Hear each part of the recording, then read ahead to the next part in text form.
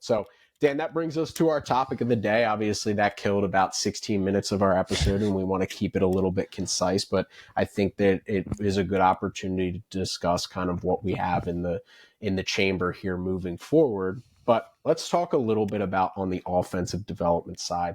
One of the buzzy words, topics that has become a thing, especially as Baseball Savant has rolled out the metric, is bat speed.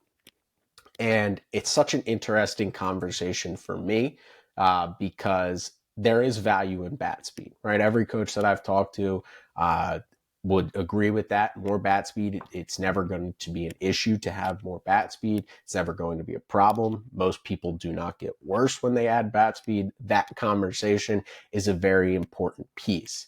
The thing that creates an issue on my end on the development side of chasing bat speed is, do we have it in a controlled manner, right? Are we still able to flush a baseball? Are we still able to backspin a baseball? Is our body still in a position to hit and keep it within the confines of a baseball field, which is the foul poles, right? 110 mile per hour line drive into the third base dugout is useless. This isn't cricket, right? At the end of the day, we have to keep it within the foul poles.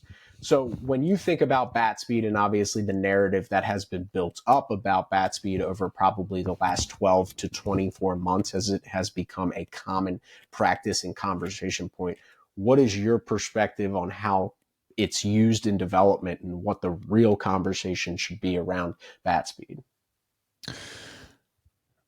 The best, for me, the best kind of analogy I can think of, which is, it might be played out at this point because you hear it all the time, and I kind of use it as a question set up a lot of times when we're talking to hitting people, is like, if you think of every hitter in their swing as a car, or every hitter is a car and the swing is the engine, right? Like, every car is built differently and it has different speeds it can go. And it depends on what kind of is in the engine under the hood and what parts it can go with, right? Like, you can't put a powerful engine in a car that can't handle it. So I think bat speed, if you think about it as building what fits for each individual player, right? And that goes back to what you said, Wes Johnson said on the pitching side about philosophies, is like, every hitter kind of has to have a different swing and different setup. And if you try and just implement and chase one thing for each guy, it could be great for one guy. If you're building a Porsche type engine in a car that can move like a Porsche and is built for it, that's great. And bat speed right there is going to be, part of the secret sauce that can make a hitter successful if that's what they're built for.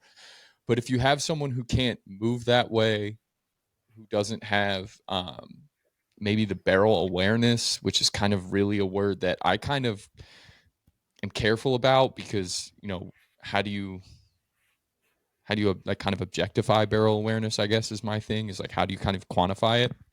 I don't know. But, point being, like, it can be dangerous for some hitters if they're not built for it, if they can't move that way, if they don't have the necessary, other parts in that engine, if we're going to just start chasing bat speed. So for me, bat speed is great to a certain point, just like anything else. And for me, on the pitching side, which I'm a little bit better at talking about, it's like the conversation we had about velocity. Like, velocity is a piece of the puzzle, but at some point, like, if you're only focused on that one thing, which in this case is bat speed, then the rest of the car is going to fall apart.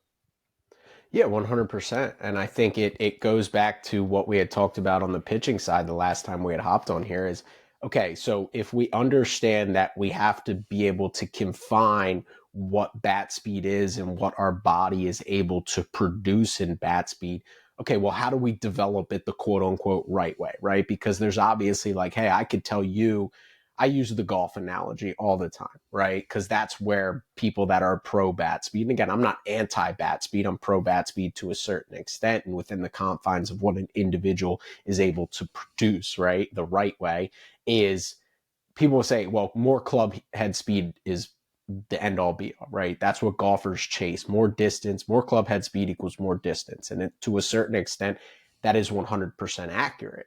But there's a couple of factors that come into play when I take that and take it into the private sector of baseball. One, first and foremost, all of those guys are the elite of the elite, right? When you get to an elite status in your sport, more bat speed, you already have this innate ability to get club face to ball in a efficient manner and make sure it's consistent, right? So the example I always like to use is me and you as former athletes, former rotational athletes have club head speed. But what does our club head look like at contact point, right?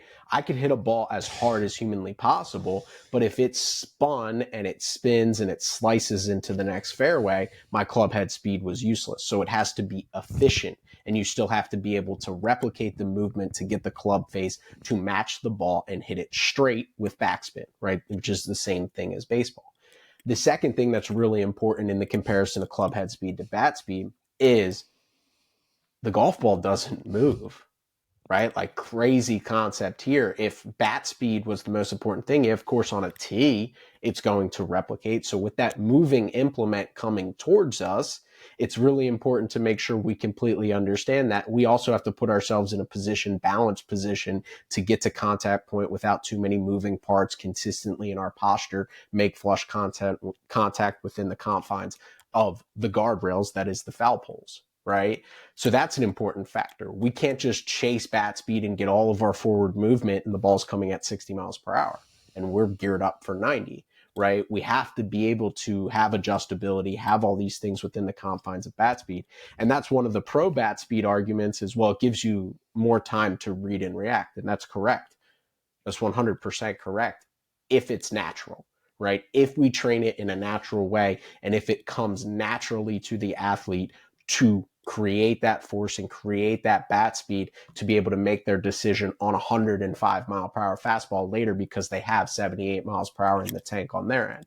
So that brings me back to the how we develop it the right way. It's through weight training. It's through medicine balls. It's through mechanical drills. It's overload, underload, but creating it in a way that it almost comes natural through doing those drills each and every day in each and every part of your development track. And then the result happens to be bat speed in the developmental process, along with good posture in your swing, backspin to the big part, adjustability that allows you to react to firm, soft, and be able to create that bat speed in an instant and an efficient way that allows you to be a consistent hitter that you would like to be when it comes game time. Yeah, and I think the thing too that you have to keep in mind is how long does it take you to reach top speed? So bat speed is great, but if your top bat speed comes after you have to coil all the way up, high leg kick, hands have to move, you have to get the hands going, and then like the bat speed is great. Yeah, but like you're gonna get blown away by velo.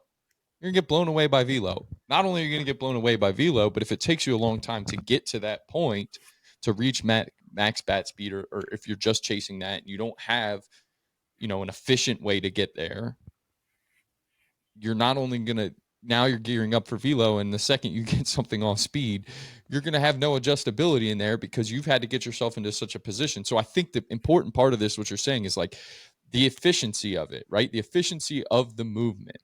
Like if you can, and you, to your point, if you can train it properly and you have the necessary efficient movements to then train the bat speed to chase those numbers, and you can train it properly, weight room, mechanical drills, things like that, then you can chase the bat speed a little bit, because the more efficient move you have, that's really what the idea is, right? Like you have to move efficiently, and that's what you talked about with professional golfers. Is like same thing with high level hitters, right?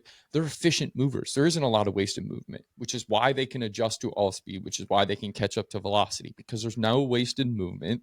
They are quick to it. Their barrel gets into the zone quickly. It's all efficient, right? It looks so easy. When you see some swings, it's just like, that's such an easy swing. Like, the old adage is like, when you first start seeing velo when you're coming up through youth baseball and stuff, it's like a lot of times you feel like you have to swing harder to hit it. Well, no, like when you look at, if you truly watch elite hitters, like the guys who can hammer velocity, like how much wasted movement does Juan Soto have? Right. And like, whenever I think about Juan Soto, I think about like the everlasting memory. Was it Verlander or Garrett Cole that he took like the 99 up and in and hit it off the foul pole in the Verlander. World Series? Verlander. Like, how like that was a pitch in a time back in 2019 when like all the craze and why the Astros were in the World Series every year, why they were dominating teams. Like we were backspinning fastballs at really high velocities to the top of the zone and no one could get to it. Well, here comes like a 14, maybe 34, no one knows his real age, Juan Soto in 2019.